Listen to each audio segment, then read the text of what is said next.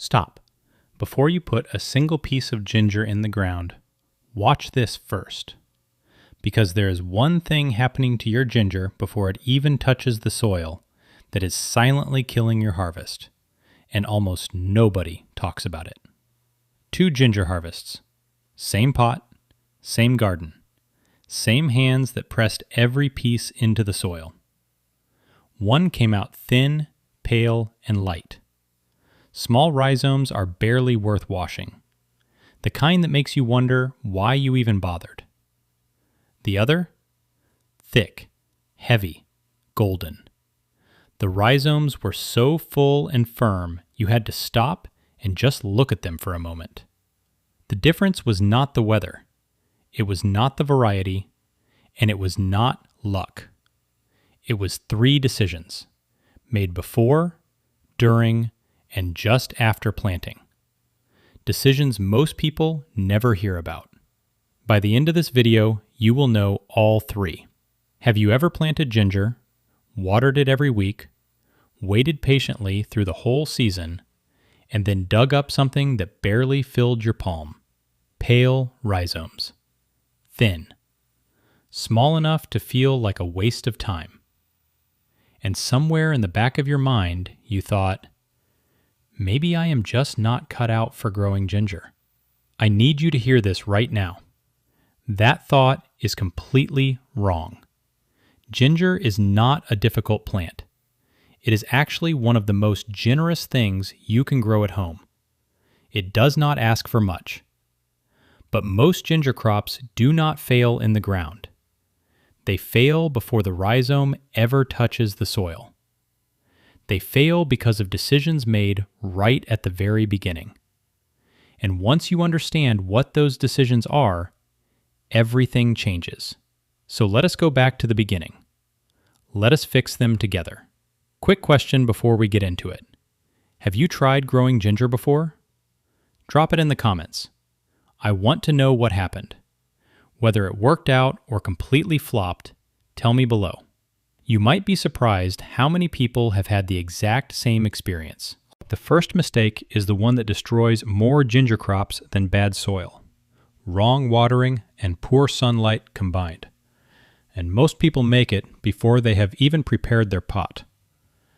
If you have ever walked into a supermarket, picked up a piece of ginger, brought it home, and planted it, you have probably already met this problem without knowing it had a name. Supermarket ginger is treated with a growth suppressant. It is a chemical applied deliberately to keep ginger looking fresh on shelves for as long as possible. It tells the rhizome, do not sprout, do not bud, do not wake up. That is perfect for a store. It is a disaster for your garden. Because when you plant that treated piece into your soil, the chemical keeps working. The rhizome just sits there while you water it week after week and wonder what is going wrong. You blame yourself. But the ginger was never going to grow. It was chemically told not to. The fix is simple and non-negotiable. Always plant organic ginger. Organic rhizomes have not been treated. The moment you give them warmth and good soil, they respond. But even with organic ginger, not every piece is the same. When you are choosing your rhizome, pick pieces that feel heavy and firm in your hand.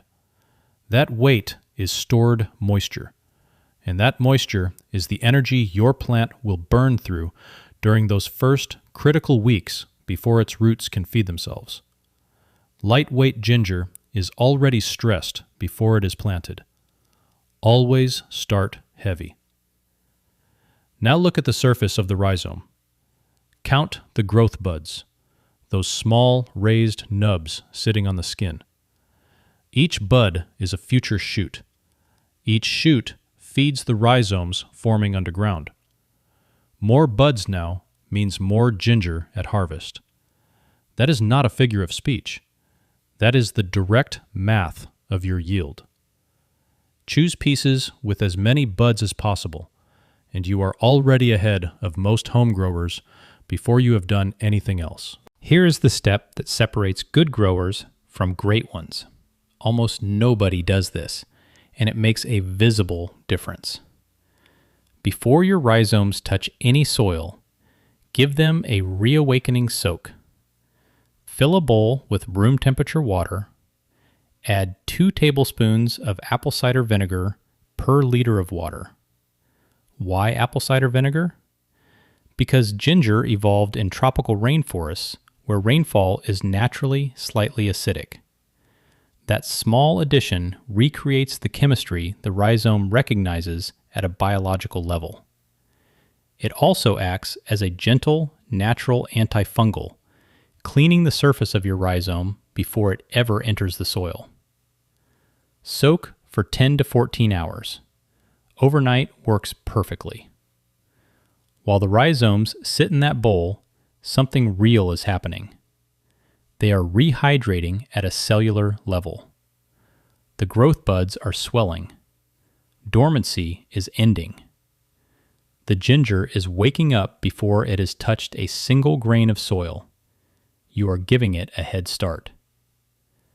After the soak, place your rhizomes on a clean, dry surface in a warm, airy spot. Now wait just a little longer.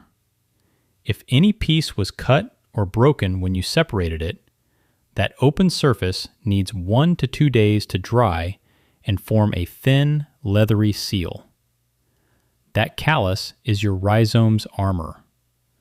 Without it, moisture enters the wound the moment you plant. Bacteria follow. Rot begins before the first shoot has even formed.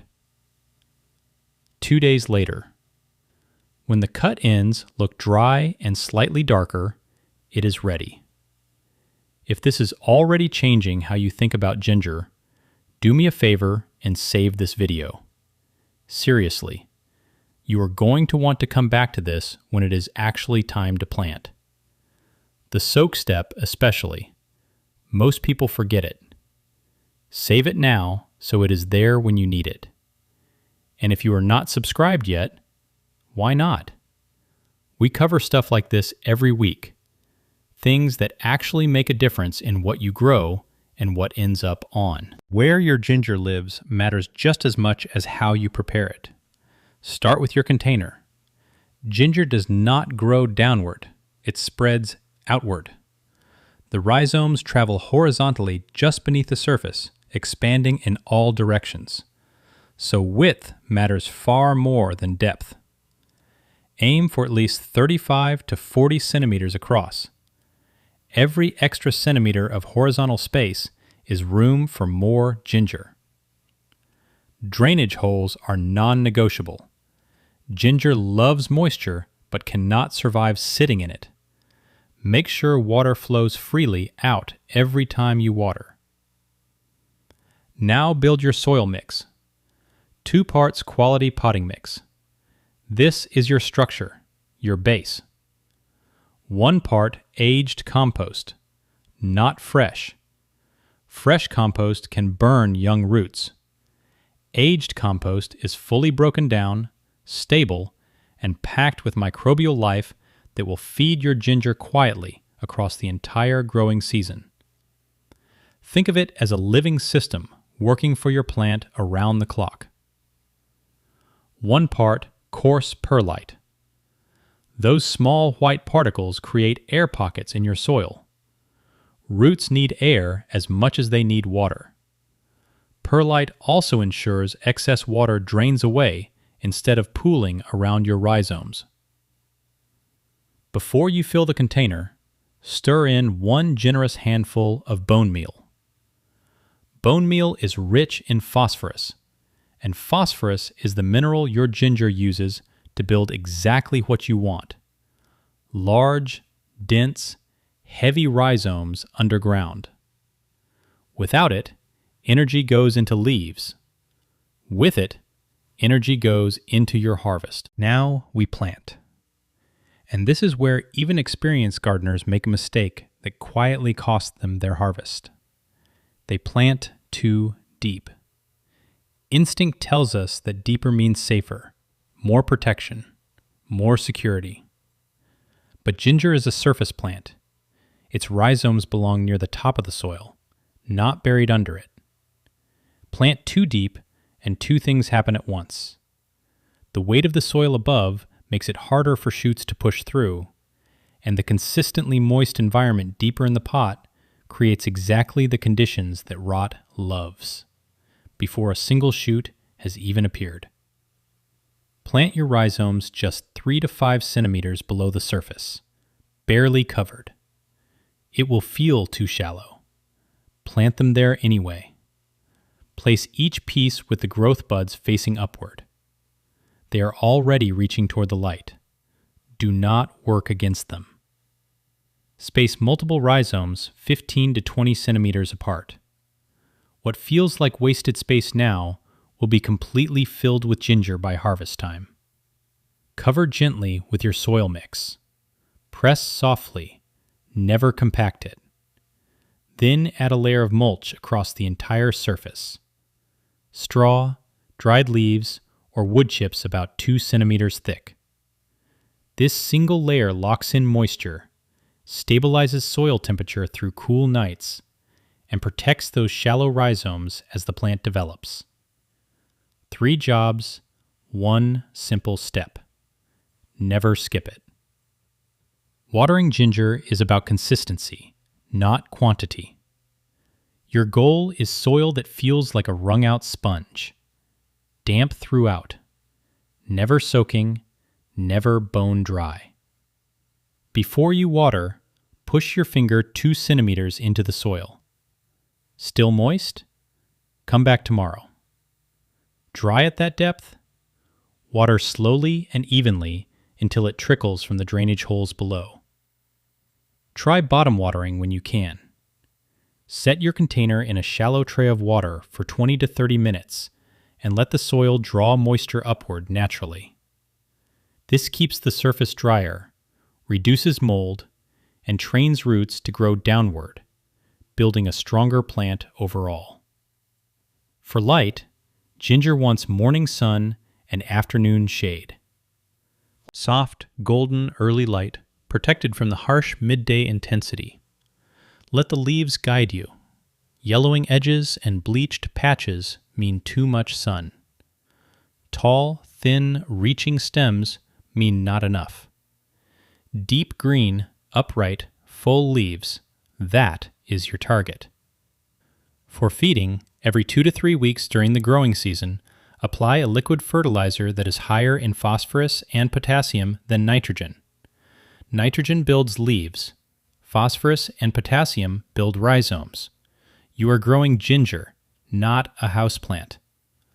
Compost tea is the most powerful and gentle feed available. Steep aged compost in water for 24 hours, strain it, and use that liquid to water your ginger. Every application makes your soil more alive. It compounds over the season in ways a synthetic fertilizer simply cannot. 8 to 10 months. That is the wait. When the leaves yellow on their own and the stems begin to pull back toward the soil, your ginger is ready. Dig carefully from the outer edges inward. As the soil falls away, you will see them. Thick, heavy rhizomes. Some the size of your hand. Golden, firm, and full. All grown from one small prepared piece, planted with intention. Now I want to hear from you. Are you going to try this? Have you already grown ginger and wish you had known this sooner? Tell me in the comments. What was your biggest ginger fail, or your best harvest ever? I read every single one. And if you found this useful, share it with someone who grows food at home. You might save their whole harvest this season. I will see you in the next one.